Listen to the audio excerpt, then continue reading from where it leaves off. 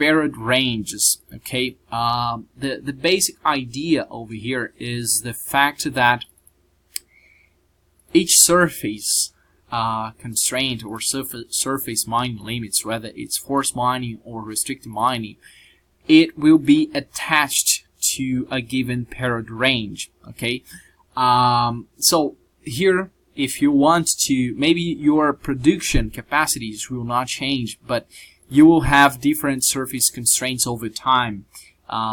So all you need to do is to simply add multiple ranges over here and impose the surface constraint to the proper paired range. Okay. One thing that is most important to observe is the fact that actually you don't need to take care about the whole paired range. For example, let's say I want to force a given surface up to period 2, but I have this segmentation over here. Actually, it's sufficient for me to impose the surface phi over here, because if I'm forcing a given region of my deposit up to period 2, I'm also forcing it in period 1.